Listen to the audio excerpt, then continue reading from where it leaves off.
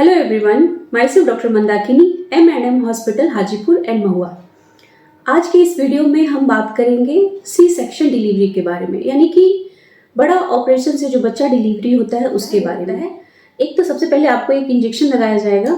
Anaesthetics doctor हम लोग normally caesarean spinal anaesthesia में करते हैं, मतलब कि आपके कमर रीढ़ की हड्डी में एक सुई लगाते हैं और इसके बाद आपका वहाँ पेट के नीचे अराउंड आपका सब कुछ सुन्न जैसा लगता है। इसके बाद आपका पेट को हम लोग वॉश करते हैं बेटाडीन से, स्प्रिट से, और हम लोग उस एरिया को प्रिपेयर करते हैं। फिर हम लोग उस पर ड्रेप डालते हैं और वहाँ से हम लोग का प्रोसेस स्टार्ट होता है ऑपरेशन का। हम फिर बच्चा को डिलीवरी कराते हैं। बच्चा डिलीवरी करने के बाद कट करके और हम लोग बच्चे को पीडियाट्रिक को देते हैं।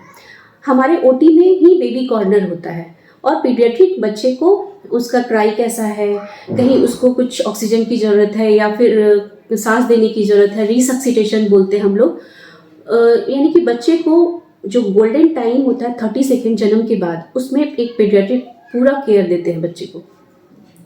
इसके बाद का जो कंडीशन है कि जिस तरह से हम अंदर गए, बच्चा निकाले, हम लोग फिर उसी तरह से बाहर आते हैं।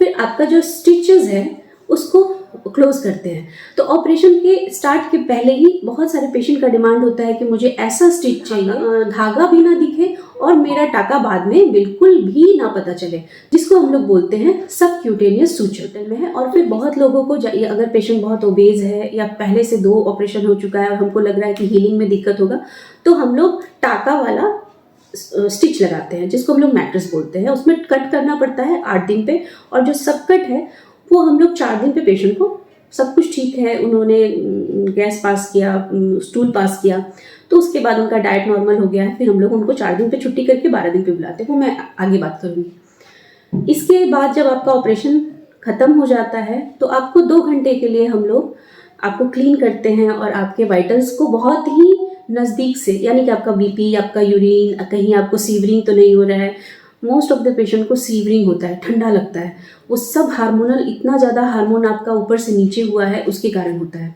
तो उसमें भी आपको बिल्कुल नहीं घबराना है।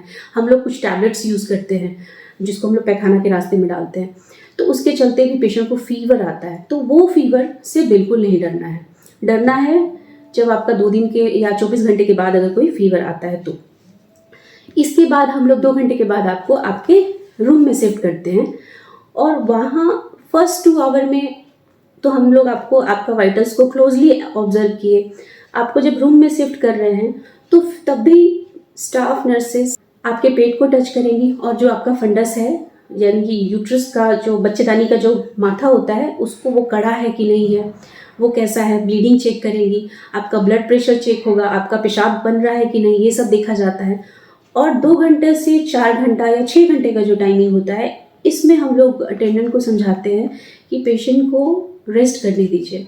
आप बहुत खुश होते हैं क्योंकि बच्चा आपको मिल गया है, बच्चा भी अच्छा है और पेशेंट भी रूम में आ गई है, तो लोग बहुत ही उत्साहित होते हैं। लेकिन उसमें ये भूल जाते हैं कि पेशेंट को रेस्ट चाहिए, तो उस समय हम लोग पेशेंट को रेस्ट कराते हैं। और दूसरा एक और सलाह देते हैं अटेंडेंट को कि पेशेंट का जो पैर, घुटना के नीचे का जो हिस्सा है, उस पीछे वाला, उसको आपको दबाना है, वो बहुत ज़रूरी है।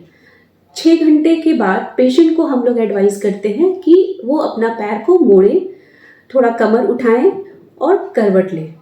इससे क्या होता है कि बच्चेदानी को और आसपास के जो ऑर्गन्स होते हैं वहाँ का ब्लड सप्लाई बहुत अच्छा होता है, जो बहुत ज़रूरी है।